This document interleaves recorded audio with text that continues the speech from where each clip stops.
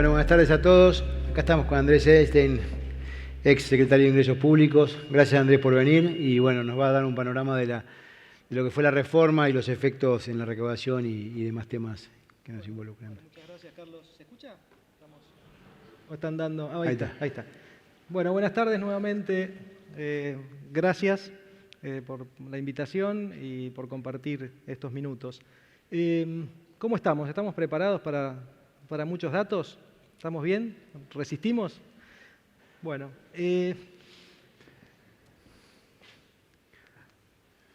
A ver, les cuento un poquito, dado que es un poquito más de media hora, 40 minutos de presentación, tratar de comentarles los 3 bloques que tengo idea de transmitirles.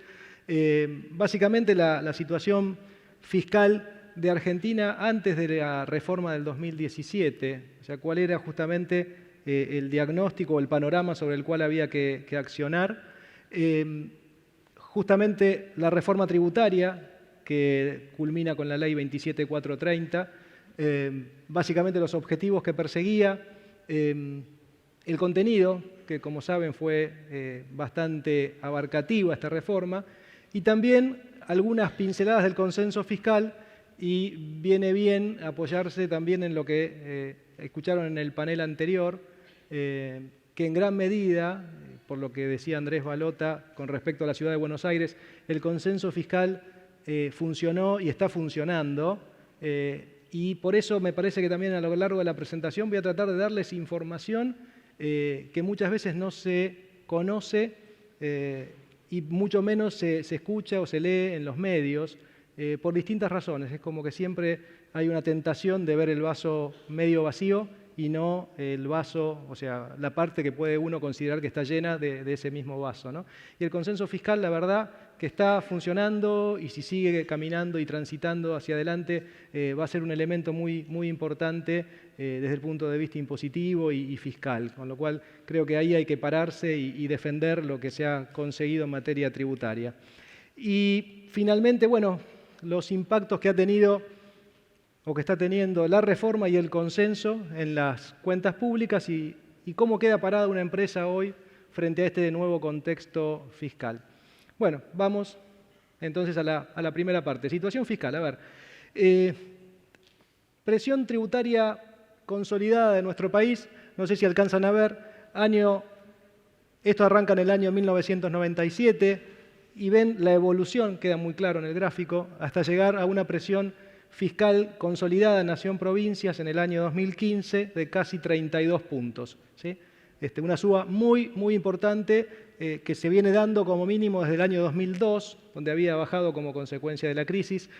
Fíjense cómo fue creciendo, tanto la parte de nación como la parte de las provincias. A partir del 2016 empieza a reducirse como consecuencia de las medidas implementadas por la administración del presidente Macri.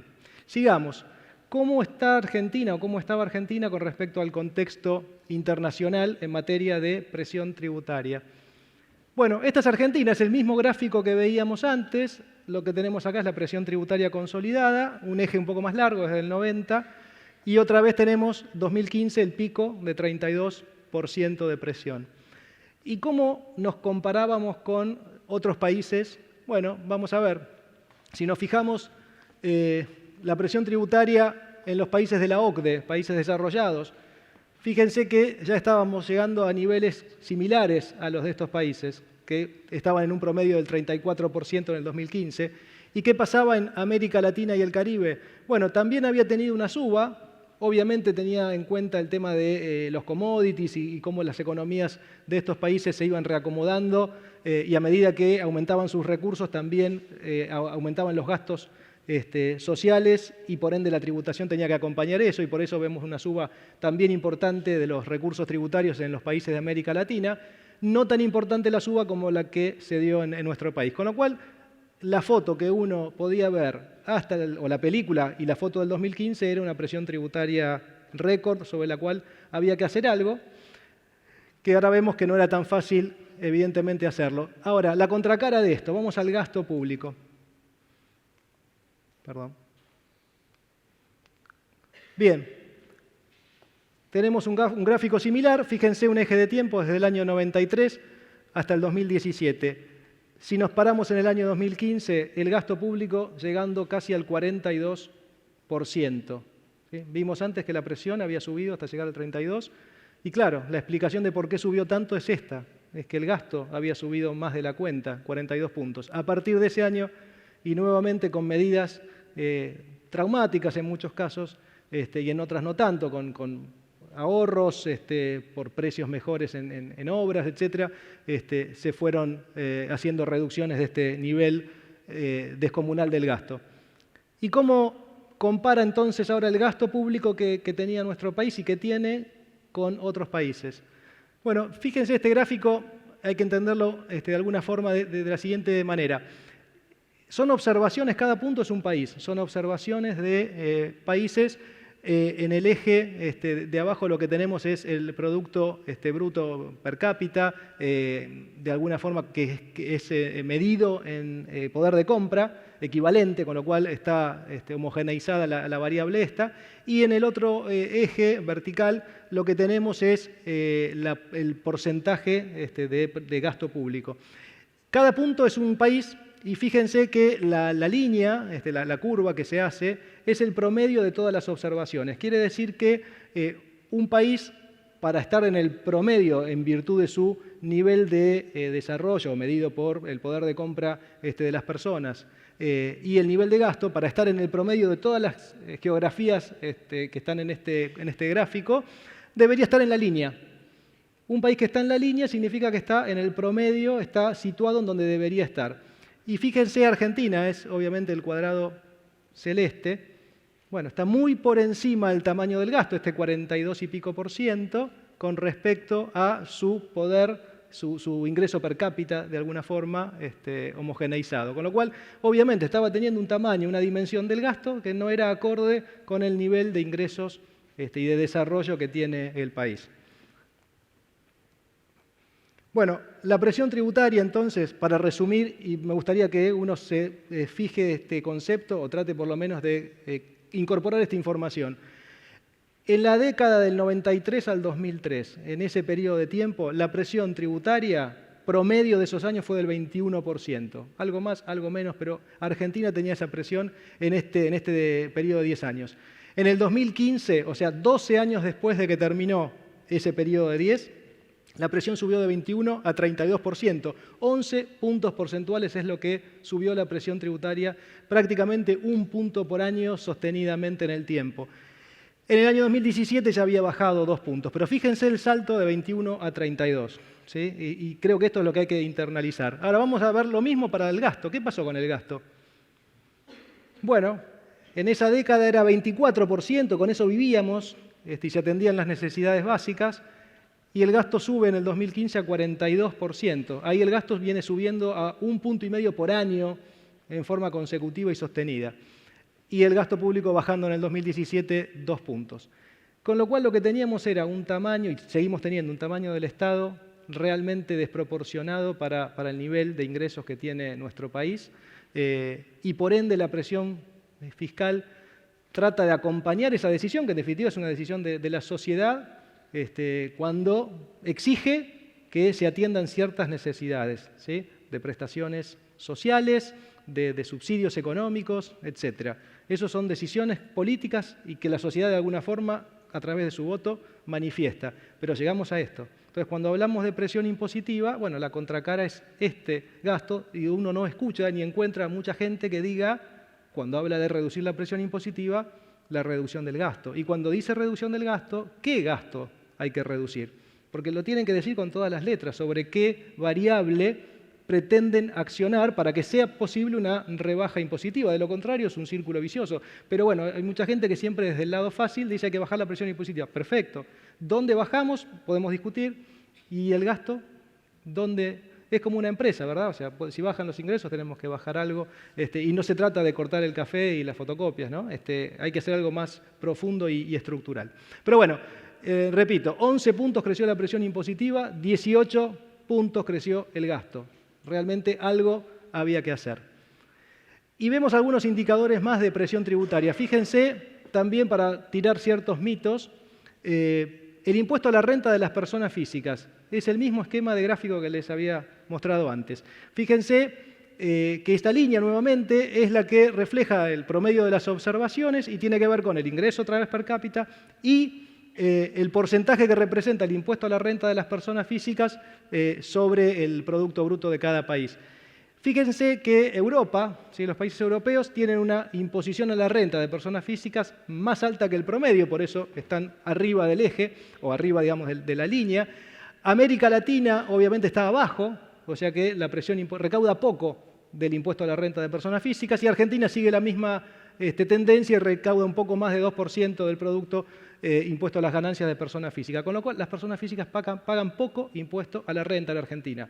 No estoy comparando otras variables que pagan el IVA, no, estamos viendo solo impuesto a la renta de personas físicas. Sin embargo, hay un discurso fácil que es el salario no es ingreso, la jubilación no es ingreso, nada es ganancia, entonces no hay que pagar impuesto a las ganancias. Perfecto, estaríamos totalmente afuera de esto, nos caemos del cuadro directamente. O sea, no hay país en el mundo donde desarrollado a los que querríamos parecernos que las personas físicas no tributen el impuesto a la renta y que los asalariados no lo tributen. O sea, realmente es algo que técnicamente es un disparate grosero. Que después discutamos el umbral a partir del cual se tiene que pagar, eso es otra discusión, por supuesto. De todas maneras, el umbral en Argentina, cuando uno hace la comparación, y queda feo decirlo, es alto. El nivel de ingresos a partir del cual se tributa impuesto a las ganancias en Argentina es muy alto, ¿sí? Pero bueno, como son malas noticias, nadie las quiere decir y se dice lo políticamente correcto, pero realmente así no vamos a avanzar nunca. Hagamos un diagnóstico y a partir de ahí tomemos las decisiones que hay que tomar, pero no ignorando el mundo, tratar de hacer un sistema excepcional que no puede funcionar por naturaleza porque no podemos ni siquiera financiar lo que hay que financiar. Pero bueno, acá había otra evidencia de dónde estábamos parados. Impuesto a la renta de personas físicas muy bajo en comparación al nivel de desarrollo, lo mismo que estamos midiendo con los otros indicadores. Sigamos. Si le agregamos a este componente de impuesto a la renta de personas físicas seguridad social, ¿sí?, también sobre el individuo, bueno, seguimos lejos, pero no tanto. Acá obviamente nos aproximamos, estamos un poquito mejor en este cuadro, pero sigue habiendo espacio hasta llegar a esta curva de promedios. ¿Y qué pasa en la imposición sobre bienes y servicios? ¿Cómo estamos? Y acá nos fuimos del otro lado. La imposición justamente sobre los consumos. En Argentina, fíjense qué arriba que estamos del promedio. Claramente ahí hay algo también por hacer. Y básicamente me refiero al IVA, a impuestos provinciales, impuesto al cheque si se quiere, etcétera, etcétera. Muy por arriba. Claramente hay un desbalanceo. Si uno pudiera diseñar un sistema tributario, diría, bueno, hay que bajar la imposición sobre los consumos y subir la imposición sobre la renta. La imposición sobre los consumos, muy aplaudida por todos, sin duda, la imposición sobre la renta, muy defenestrada por la inmensa mayoría de gente. Pero evidentemente no se puede bajar todo, mucho menos con un tema de déficit como el que tenemos. En tiempos, digamos, de bonanza económica sería más fácil hacer estos ajustes, pero no en un contexto de déficit. Por ende, la reforma impositiva, que era de alguna forma hacer malabares para que la baja fuera paulatina y diera tiempo para que se vaya reduciendo el gasto de la misma manera, y bueno, tenía un andarivel muy limitado, a pesar de lo cual funcionó y hoy en día sigue funcionando, a pesar de muchas cosas que se dicen, muchas son ciertas, han ocurrido, pero esto sigue todavía en pie. Sigamos. Para completar el diagnóstico de lo que teníamos pre-reforma, bueno, esto es muy conocido por todos, pero básicamente en el 2017, antes de la reforma, fíjense ya algo más detallado. El impuesto a la renta corporativa, lo que pagan las empresas a nivel global, era del 24 y pico por ciento, o sea, menos del 25% era la alícuota promedio de ganancias para sociedades, y en Latinoamérica 28%. Argentina tenía el 35%. ¿Sí? El IVA, ¿cuál era la tasa promedio? 15 y pico a nivel global. Algo más a nivel, menor en Latinoamérica, 13 y pico por ciento. En Europa sí teníamos tasas del 21-22%. Bueno, Argentina 21%. Después encontramos el impuesto al cheque, que cuando uno quiere comparar y se encuentra con pocos antecedentes, ahí obviamente que estamos solos en la foto, con este impuesto que obviamente no genera nada positivo excepto la recaudación. Seguridad social también, las alícuotas de imposición eran muy altas. Y el impuesto sobre los ingresos brutos, donde también nos cuesta encontrar geografías que apliquen un impuesto similar a ingresos brutos. Y por este motivo, por ingresos brutos y por el impuesto al cheque, que son los de alguna manera más distorsivos, amén de los derechos de exportación, pero a nivel de la economía en general y de la economía interna, son dos impuestos que claramente, al no gravar utilidades y gravar el ingreso bruto, y gane o pierda la empresa, igual se tienen que pagar, evidentemente son muy distorsivos, con efecto cascada. Estos dos elementos, cheque e ingresos brutos, son los que nos sacan del mapa cuando hace la encuesta el Banco Mundial, Paying Taxes, que es la publicación que todos los años se repite, cuando mide la contribución total de una empresa testigo, que es la que toman, y Argentina excede el 100% la carga tributaria sobre la utilidad que se toma como ejemplo. ¿Y por qué excede el 100%? Que parece un delirio. Bueno, justamente porque cuando le ponemos el peso de ingresos brutos e impuesto al cheque sobre un margen pequeño, que es la rentabilidad que se utiliza en el ejemplo, y bueno, estos dos impuestos solo ya representan más del 50% de la utilidad de la empresa. Si a eso le agregan las cargas sociales, si le agregamos algo de ganancias, etcétera, etcétera, nos pasamos del 100% de la utilidad que en el ejemplo se mide. Evidentemente, cuando uno ve esta foto, bueno, dice, el impuesto a la renta corporativo estaba alto, 35%, nos fuimos, digamos, de este contexto internacional. El IVA, la verdad que es alto y sería bueno poder aminorarlo. Bueno, cuando uno mira las alícuotas en Europa no estamos mal, es bastante similar, en Uruguay inclusive también. Si hubiera espacio podría tratar de hacerse algo con el IVA, pero no pareciera ser prioritario y es un impuesto bastante sano. Ahora, en impuesto al cheque y en ingresos brutos claramente había necesidad de hacer algo, sí o sí, y también en materia de seguridad social. Bueno, vamos ahora a la segunda parte. Esta era un poco la previa, o sea, qué era lo que había para hacer, cuál era el diagnóstico que se podía trazar. Reforma tributaria. Los objetivos de la reforma, bueno, esto es el mensaje de elevación de alguna manera del proyecto de reforma, allá por fin de octubre del 2017. Era lo que figura aquí, promover la inversión, la competitividad y el desarrollo, el empleo de calidad, reducir distorsiones, justamente al tratar de ir bajando los impuestos que generaban estas distorsiones, obviamente reducir la evasión impositiva. Si el impuesto al cheque se va reduciendo, es un incentivo a que se hagan operaciones de manera bancarizada. Si los inmuebles obviamente tributan impuesto a las ganancias, evidentemente el costo para cualquier individuo es importante tenerlo documentado y formalizado para que después lo pueda computar como deducible y reducir el impuesto a pagar. En fin, una serie de medidas que tendían a una mayor formalización. Obviamente que la reforma también tenía como objetivo cumplir las metas fiscales y asegurar que el déficit pudiera seguirse reduciendo y avanzar al desarrollo. Estos eran los objetivos. El contenido de la reforma, ustedes lo conocen, eran 13 títulos, 300 y pico de artículos, una reforma bastante amplia que prácticamente tocaba todos los impuestos más relevantes de nuestro sistema tributario. Me gustaría, con respecto al contenido, contarles los aspectos internacionales, muchas veces soslayados, que incluía la reforma. Para los que conocen de tributación internacional, desde hace unos años hay una iniciativa a nivel OCDE y G20 que tiene que ver con la lucha contra la evasión y la elusión fiscal. El proyecto se llama BEPS y básicamente apunta a la reducción impositiva o la elusión impositiva que en general este organismo considera que proviene de empresas multinacionales que alocan los resultados de una manera, de alguna forma, flexible, por así decirlo, con prácticas de alguna forma abusivas, etcétera, etcétera. Con lo cual, este proyecto BEPS, impulsado por el G20 y la OCDE, traía 15 planes de acción con sugerencias de medidas concretas. Y esto era concomitante, de alguna forma, con la elaboración del proyecto de reforma tributaria. Con lo cual, muchas de las recomendaciones de esta iniciativa BEPS fueron receptadas en el proyecto y en la Ley de Reforma 27430 y en algunas otras normas. La acción número 1 de esto, del proyecto BEPS, habla de la economía digital. ¿Cuál fue la medida incluida en la reforma? Bueno, la gravabilidad con IVA de los servicios digitales. Es algo que hoy en día se está aplicando, empezó a aplicarse esto en creo que abril-mayo del 2018, y la verdad que era todo un desafío y se logró, de haber hecho reuniones con las entidades, con las administradoras de tarjeta de crédito, decían, no, ustedes están locos, esto no se puede hacer, no se va a poder cobrar. Bueno, la verdad que se pudo cobrar, se hizo ordenado, prolijo, y otros países de Latinoamérica hoy están tratando de imponer un sistema parecido, porque habían tratado por otro lado de hacerlo y no se había logrado, y esto la verdad que se pudo lograr sin demasiado ruido.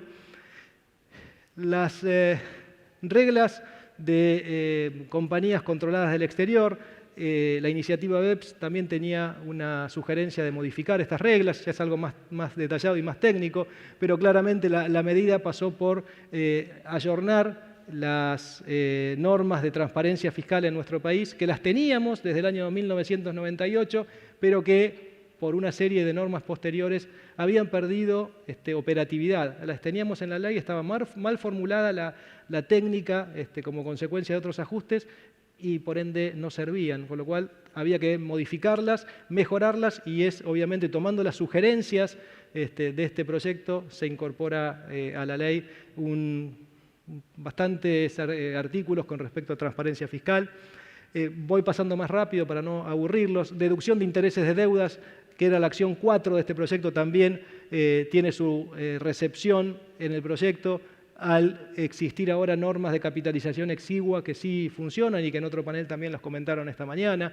El Plan 7 habla de establecimiento permanente. Curiosamente, nuestra ley de ganancias no tenía una definición de qué significaba establecimiento permanente en el país. Sí lo tenía para decir cuándo había un establecimiento permanente en el exterior, y todos los convenios celebrados por nuestro país tienen una definición de establecimiento permanente. Curiosamente, nuestra ley de ganancias no tenía definición. Bueno, ahora la tiene. El plan, la propuesta 10, BEPS, precios de transferencia, bueno, la medida fue modificar el sexto método para exportaciones de commodities. El reporte país por país de precios de transferencia, se establecieron sanciones específicas. La acción 14, resolución de conflictos. Esto me parece también muy importante. ¿Qué significa? Bueno, cuando la iniciativa esta empieza, la iniciativa BEPS de OCDE, empieza una serie de principios y postulados, inclusive el reporte país por país. Fíjense que con ese reporte país por país, en definitiva, lo que se logra es que una multinacional que opera en muchos países terminen brindando la información a esos países de dónde obtienen sus utilidades, dónde tienen su personal, etcétera, con lo cual es como una especie de convenio multilateral que la empresa presenta a todos los fiscos donde actúa. Imagínense que si cada país tiene esa información, como el reporte país por país lo hace para empresas que facturan más de 750 millones de euros al año, es muy fácil que empiecen las inspecciones, las fiscalizaciones y los pleitos por la forma en la que se alocan las utilidades. Bueno, son famosos los casos, ¿no?, de empresas que operan en el ámbito digital, pero es obviamente eso extensible a otras empresas, con lo cual la litigiosidad es claro que va a ir en aumento, va a haber disputas entre países por métodos diferentes, etcétera. Con lo cual, la acción 14 lo que dice es necesitamos fórmulas o herramientas para resolver los conflictos que se generen entre, obviamente, los distintos países y entre los contribuyentes.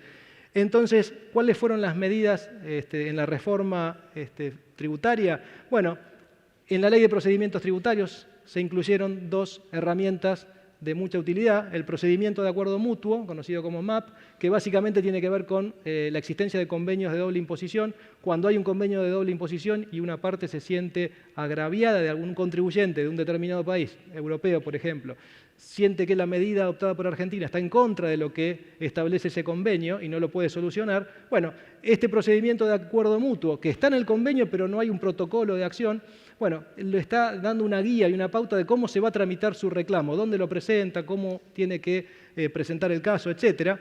Y eso está en la Ley de Procedimientos Tributarios ahora. Y el APA, que es un acuerdo anticipado de precios para conocer de antemano, tener certidumbre por parte del contribuyente de que sus metodologías están aceptadas por el fisco.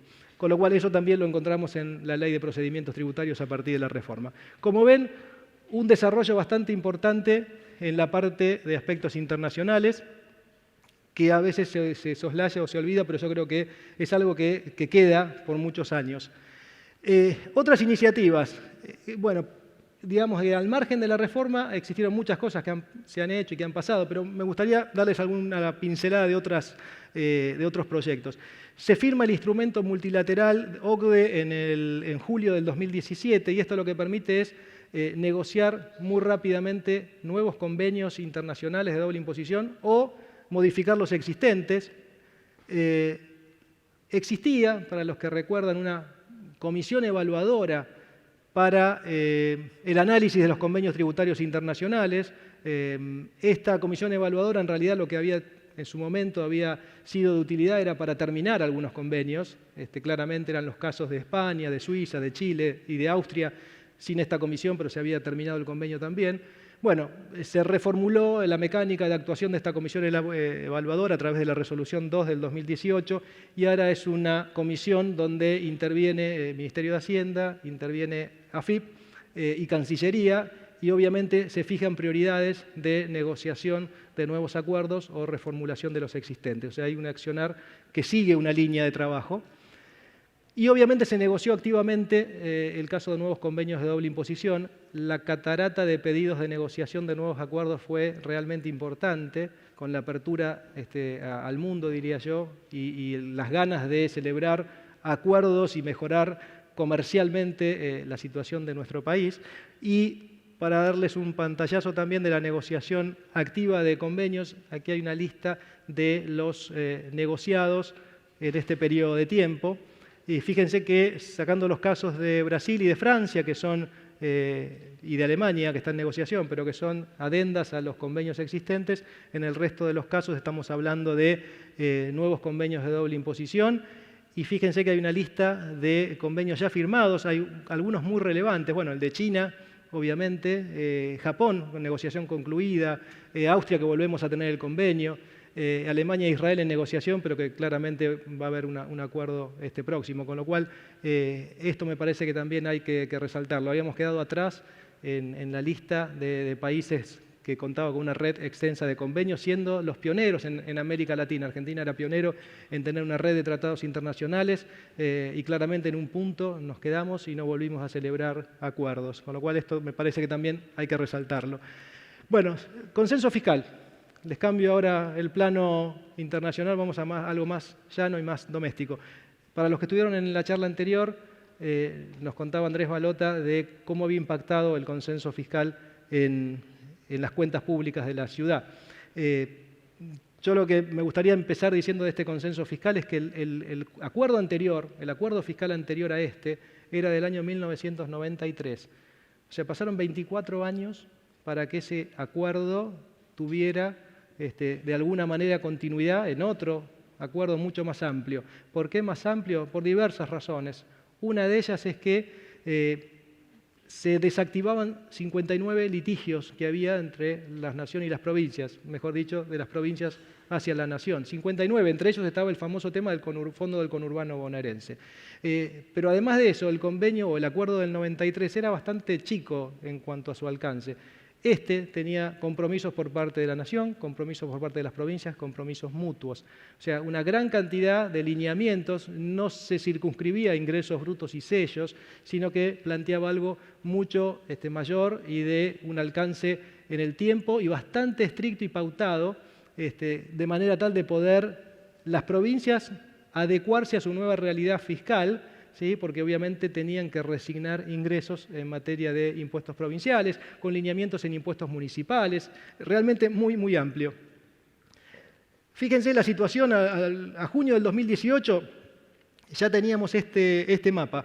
Teníamos la mayoría de las provincias con el consenso ratificado por la legislatura. No fue fácil, en menos de 6 meses tenían todas las legislaturas provinciales habían aprobado la suscripción del convenio por parte de sus gobernadores. ¿Sí? 22 provincias y teníamos afuera La Pampa, que había firmado pero no ratifica la legislatura, la suscripción del acuerdo, y San Luis, que directamente no lo suscribió, pero fíjense la cobertura que en muy poco tiempo se logró. ¿Y cuáles eran las principales modificaciones que planteaba de manera inmediata el consenso, si uno tuviera que dar algunas pinceladas. Bueno, la eliminación de extraña jurisdicción en ingresos brutos, este tema de tener una alícuota diferencial para la industria que estaba radicada en la provincia de Buenos Aires y le vendía a Santa Fe, si la venta la hacía un industrial de Santa Fe, pagaba él, supónganse el 1%, 1,5%, pero si el producto venía de una fábrica de otra jurisdicción, pagaba el 4%, el 5%. Era algo que era una aduana interior muy criticado. Bueno, el compromiso era eliminar esto de inmediato y que no haya distinción. Exportaciones de bienes, exención en todas las provincias de inmediato, cosa que hizo Misiones. Los regímenes de recaudación y saldos a favor, que se generen la devolución paulatina y cumplido el compromiso hasta diciembre del 19. Y exenciones y alícuotas gradual, un programa obviamente de implementación progresiva desde el 18 al 2022 con exenciones y alícuotas máximas por actividad, que son las que todos conocen y que ya obviamente empezaron a regir en el 2018. A nivel de alícuotas de ingresos brutos, vamos a ir viendo el impacto un poquito más concreto.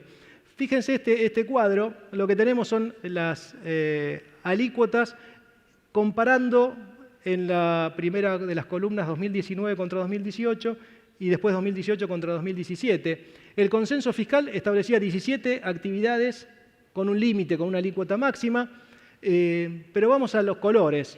De este relevamiento surge que en el año 2018, con respecto al 17, estoy hablando de la columna de la derecha, fíjense que había 101 alícuotas con reducción, o sea, el 28% tenía reducciones, pero al mismo tiempo tuvimos 22% de las alícuotas con incrementos. ¿Por qué? Porque el 2018 era un año de transición.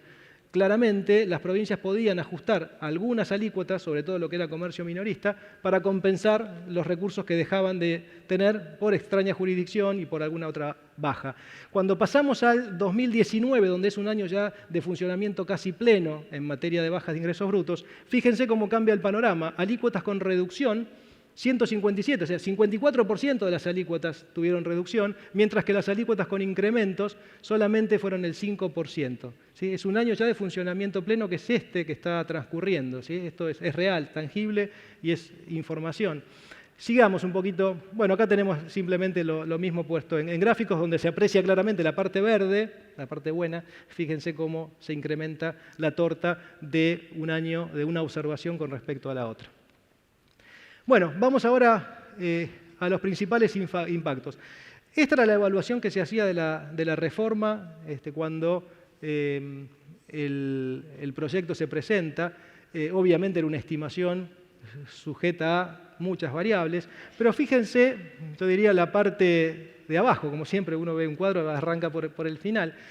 Esta reforma lo que planteaba era una baja de la presión impositiva de esa magnitud. Por ejemplo, en el año 2018, 0,7 puntos de reducción, luego 1,10, 1,6, 2,3, 2,9, casi 3%, con lo cual esta reforma planteaba una reducción de la carga o de la presión tributaria al final del periodo de implementación, porque era gradual, de 3 puntos, lo cual hubiera permitido pasar de esos 32 puntos, o ya estábamos en menos, ya estábamos en el 2017 en 30, seguramente al 27%. Esta era la idea y esto incluía la parte de impuestos nacionales como de los impuestos provinciales que también se iban reduciendo. Y esto la verdad que no es un cuento, ha venido sucediendo. Esto ha pasado, uno mira las cifras del Ministerio de Hacienda, que tiene la serie del año 93, hay otra serie del 2004, y consistentemente se cargan los datos de impuestos provinciales y nacionales. Y el último dato que tenemos del 18, que está en la página, lo pueden ver, les dice que en el año 2015 teníamos ese 31 y pico por ciento, casi 32, y que en el año 2018 terminó con 28,8 de presión tributaria. Quiere decir que esa reducción de 2 y pico puntos se dio, estamos hablando del 18 y probablemente en el 19 siga bajando la presión tributaria, a pesar de los derechos de exportación adicionales que se impusieron, se establecieron en septiembre del 2018. Aún contando eso como recaudación, la presión tributaria está entre 2 y 3 puntos abajo de la que estaba en sus inicios. Ahora bien, vamos al consenso fiscal. La recaudación, ahora ya nos metemos en la parte de las provincias. Fíjense esto, para ver si el consenso fiscal está funcionando o no está funcionando, a pesar de todo lo que uno ha escuchado, ha leído y ha sido criticado el consenso. Normalmente ingresos brutos y el IVA tienen un andar bastante parejo, ¿sí? Son impuestos al consumo, con lo cual la recaudación, fíjense cómo van de la línea, que es la primera parte del gráfico, y si uno traza este mismo escenario hacia atrás, es lo mismo, venían siempre muy alineados, y fíjense el descalce que se da o el desacople a partir de enero del 18, eso es consenso fiscal. A partir de enero del 18 arranca el consenso fiscal y fíjense cómo evolucionaron las variables. El IVA, obviamente hacia arriba, e ingresos brutos, bueno, languideciendo de alguna forma los incrementos interanuales. Con lo cual, esto es una explicación, una demostración, diría yo, de lo que las provincias dejaron de recibir como consecuencia del consenso fiscal. Lamentablemente nos quedamos con el aumento de ingresos brutos en Salta al comercio minorista al 5%, y eso parecía que era la hecatombe, que el consenso fiscal no servía. Bueno, y las industrias que empezaban a pagar menos y demás, parece que eso no se notó. Pero bueno, es lo que tenemos. Y sigamos comparando recaudación, creo que algo vieron de la parte de la ciudad. Este también es un gráfico o un cuadro interesante.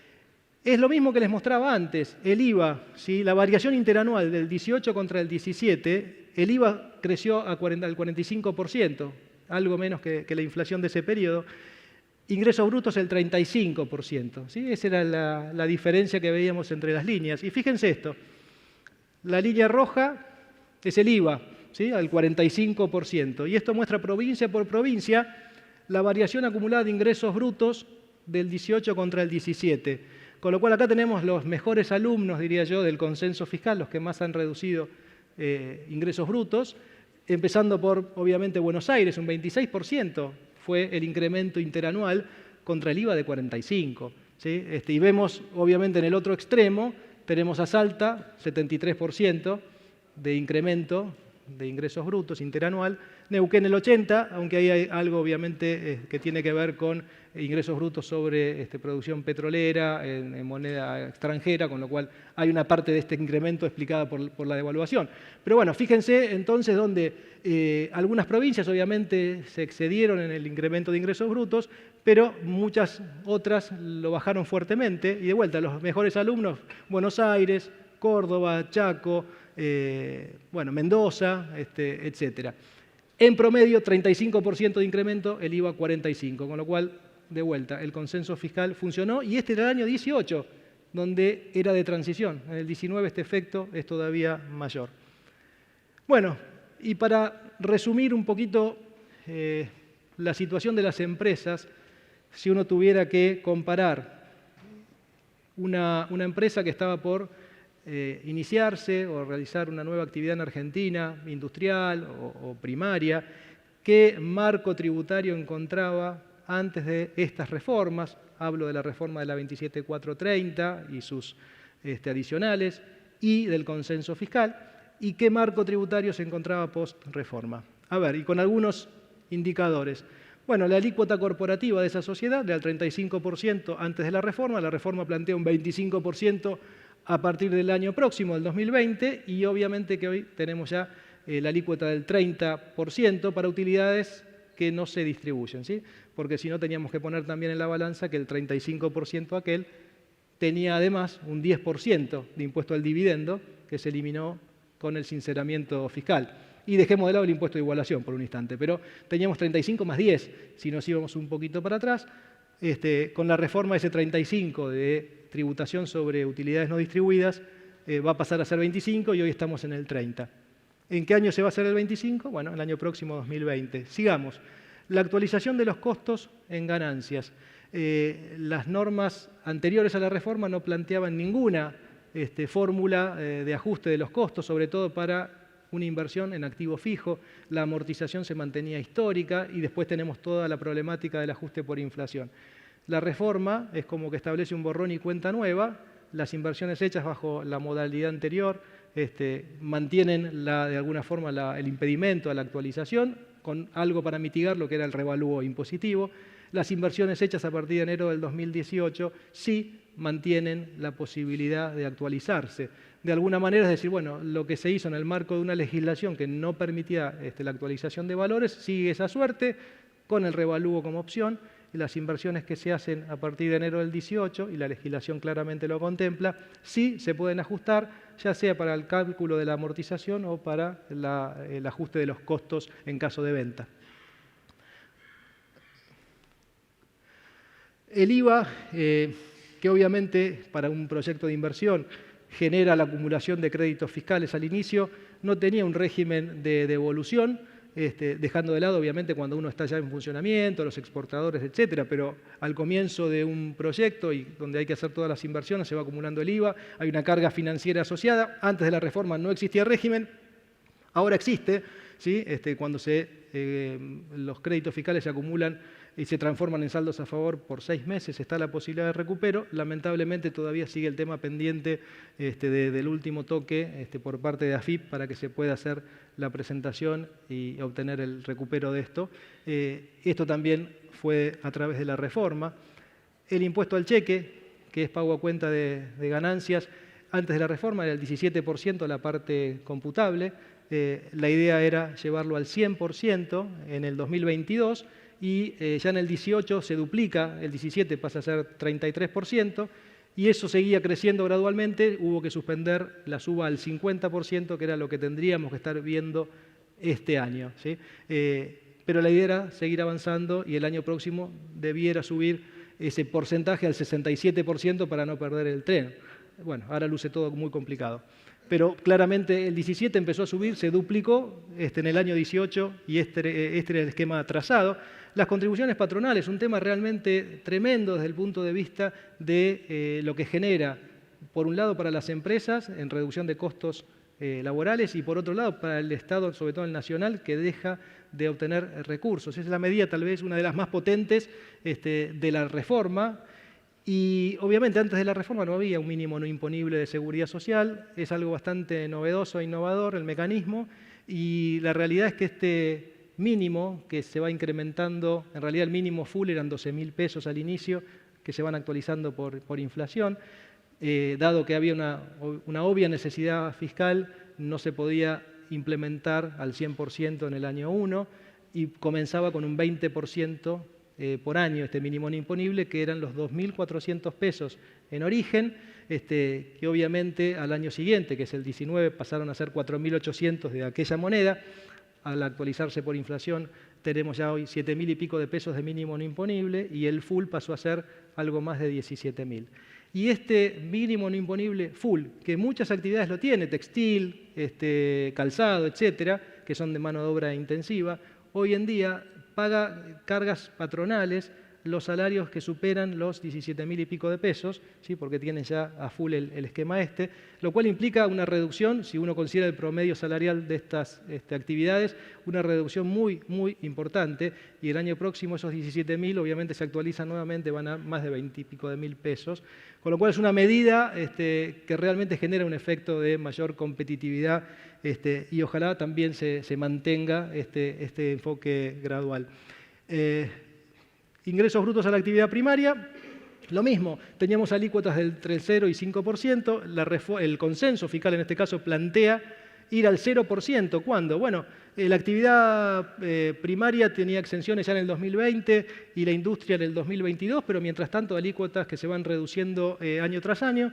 Y finalmente el impuesto de sellos, dejando de lado transferencia de inmuebles, lo mismo, se plantea una reducción desde el 2019 al 2022 para llegar al 0%, excepto actos que tengan que ver con transferencia de inmuebles. Con lo cual, en resumen, si uno tenía que iniciar un proyecto en Argentina y veía la columna de reforma y decía que tenía que pagar impuesto a la renta societario 25%, que podía actualizar los costos por inflación cuando tuviera que calcular la amortización de la planta, digamos, si le van a devolver el IVA de bienes de uso, si el impuesto al cheque va a ser 100% computable contra ganancias, si ingresos brutos la actividad industrial no va a pagar el impuesto y si sellos tampoco va a tener un cargo adicional, bueno, no es la panacea, pero creo que era un tratamiento fiscal bastante amigable y mucho más amigable del que supimos tener. Gracias.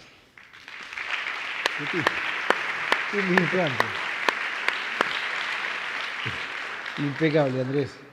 Te voy a hacer dos preguntitas. Una que la hemos tocado en varias reuniones de idea y que, bueno, hay básicamente dos opiniones, que es el tema de la actualización de los quebrantos o no, si se actualizan o no. Cuando escribieron, ¿cuál fue la intención que tuvieron para con ese tema? Qué buen tema. Fuiste directo ahí al grano, como me gusta. Al grano. A ver, la realidad es que cuando uno pensaba las cosas del ajuste por inflación, a mi pesar, muchas de las cosas trataban de ser paliativos y no claras correcciones desde lo técnico. Desde lo técnico, ¿quién puede negar que en una economía inflacionaria el ajuste por inflación tiene que aplicarse a full? Eso creo que no hay ninguna duda de eso. Bueno, son pequeñas batallas personales que uno pudo ir dando para lograr algo. Ese algo pudo ser, por ejemplo, el tema de que se actualicen las inversiones a partir de las que se hagan, que respeta la seguridad jurídica. El marco anterior no lo contemplaba. Puedo patalear, puedo ir a la justicia, perfecto. Puedo revaluar. Complementado con el revalúo. Por supuesto. Si quiero, voy al revalúo y tengo una opción amigable, digamos. Y para adelante, sí contemplar eso. Por otro lado, sí contemplar en qué caso que se produzca realmente un descalabro masivo inflacionario, el ajuste por inflación como lo conocimos que funcionara. Por eso la ley de reforma planteaba esto del 100% en 3 años y que si superaba ese umbral, al igual que las normas contables, se gatillara el ajuste por inflación. Bueno, pero yendo al punto claramente en la redacción de la reforma lo que se trataba de lograr con el ajuste por inflación eran normas hacia adelante que seguramente no las íbamos a tener que aplicar. 100%, obviamente la inflación venía bajando razonablemente bien. El 100% en 3 años era algo impensado.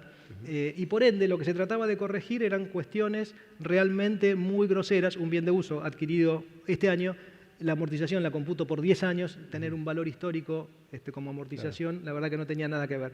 El tema del quebranto no estaba incluido de alguna forma en lo que se pretendía reparar. Pero el análisis comienza con decir, bueno, ¿qué es la opción de mínima que hay que tener para un escenario muy negativo? Y bueno, que se gatille el ajuste por inflación. Claro. No estaba contemplado el artículo 19, la actualización del artículo 19, más allá de las lecturas que después se puede hacer con las reformas posteriores del ajuste por inflación y el tema de los indicadores anuales, modificando lo que estaba escrito en la reforma. Bien, hay otra que ya, digamos, me contestaste recién también, que es cómo seguirá el tema del ajuste por inflación. Digamos, ¿tenés una idea de si vamos a ir hacia el ajuste por inflación integral que comentaba Eugenio Orco hoy a mañana o crees que vamos a seguir con este esquema por un tiempo? Bueno, ahora hay una incertidumbre política, digamos.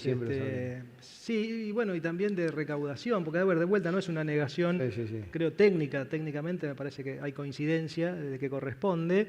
Esto tiene un impacto en recaudación, una recaudación que como vimos es más que necesaria y terminan muchas veces pagando justos por pecadores. Ahora, obviamente que hay empresas a las que la no aplicación del ajuste por inflación también les sirvió, y que justamente ahora se han desayunado con que tal vez la cuenta que tienen que pagar es muy elevada y ahí creo que agradecen los tercios. Pero bueno, de vuelta. Sí, básicamente las empresas que tienen pasivo monetario expuesto. Sí, que hay muchas. Varias. Bueno, muchas. Hay algunas. Pero al margen de esto, realmente desde Hacienda o de alguna forma motorizado en parte por mí, se estaba trabajando en las adecuaciones que deben hacerse para el ajuste por inflación, aún manteniendo lo de los tercios, que es un tema, sí, meramente paliativo, recaudatorio, pero evidentemente hay inconsistencias que uno encuentra y no es por descuido, es porque se pensaba que el ajuste no se iba a tener que aplicar. Ahora, ya ha gatillado el ajuste para los cierres de abril, ¿no? En abril empieza, y bueno, hay una serie de adecuaciones que creo que ojalá se puedan introducir y ojalá las veamos. Bien, y la última, ¿qué reformas consideras relevantes para el futuro? Bueno, es amplia la pregunta, de alguna forma. Yo creo que, reiterando lo que traté de transmitir, lo que vimos de la reforma, a mi modo de ver, no fue poco. Después de tantos años de inacción en este campo y de tantas demandas, y la primera reforma para mí sería no tocar lo que está hecho, que genera un camino que hay que recorrer, que se estuvo recorriendo. Lo peor que podría pasar es que volver a foja cero, tanto con la reforma, digamos, nacional como con el consenso fiscal, ¿sí? Con lo cual, la primera reforma sería no tocar nada, dejar que esto siga transitando la ruta que estaba establecida y programada, si eso se lograra, que veo difícil porque el espacio fiscal es muy, muy chico, pero si eso fuera factible, las otras reformas me parece que son, te diría, marginales, no para despreciarlas, pero que lo relevante y central sería que esto se mantenga, porque de vuelta la baja de la presión impositiva era y ojalá pueda seguir siendo sostenida para llegar a los niveles que teníamos hace 10, 15, 20 años atrás. Sí, que digamos un poco como agenda pública que independientemente del partido político siga este descenso de la carga tributaria, básicamente para generar la recaudación. Sí, yo creo que todos tendríamos que ser conscientes de esta situación que tenemos y defenderlo. O sea, esto es lo que supimos conseguir, bien o mal, pero hoy existe. Está en la legislación nacional y provincial. Si esto se pierde, y bueno, ¿qué otra oportunidad vamos a tener? Vamos a seguir escuchando todos los días y en la radio y demás que la presión impositiva y cualquier cosa es presión impositiva. Que aumentó la tarifa de luz es presión impositiva. O sea, ya el nivel de discusión es un cachivache. Pero yendo al tema de presión impositiva, creo que hoy donde hay sí un trabajo por hacer y por eso digo que no es marginal, pero es menos relevante que mantener esto. A nivel municipal, sí, seguramente hay muchísimos abusos, tasas que no tienen sentido, tasas que no responden a la efectiva prestación de los servicios. A nivel provincial, por supuesto, que hay que corregir un montón de cosas, hasta en algunos casos interpretaciones de las provincias y de la comisión arbitral que tendría también que tener un protagonismo diferente. Pero de vuelta, si esto no lo podemos sostener, lo demás me parece que pasa a segundo plano. Sí, quizás también hay para hacer en cuanto a la gestión del sistema tributario. Simplificación. Sí, la simplificación. Hay 163 impuestos, de los cuales solamente... ¿Leíste la lista de 163? ¿Sí? ¿Leíste la lista? No, yo los invito a ver la lista y después me cuentan a ver qué es lo que incluye. Por eso, porque es el impuesto al chupetín de Calamuchita. Y en Estados Unidos también existe el impuesto a la basura ecológica. O sea, digo, si comparamos, en Estados Unidos hay 4 impuestos, en Argentina 163. Bueno, yo los invito a ver esa lista de 163 y que cada uno saque sus propias conclusiones. Hay una catarata de impuestos. Hay 10 solamente que se recaudan el 90%. Digamos, por supuesto. Pero eso, digamos, en el mundo es impuesto a la renta, impuesto a los consumos, normalmente el IVA, en Estados Unidos el impuesto a la venta, y después seguridad social. Esos son los 3 pilares a partir de lo cual se construye el 80-90% de la recaudación. Bueno, Andrés, muchas gracias. Gracias. Vamos a ir a un break ahora.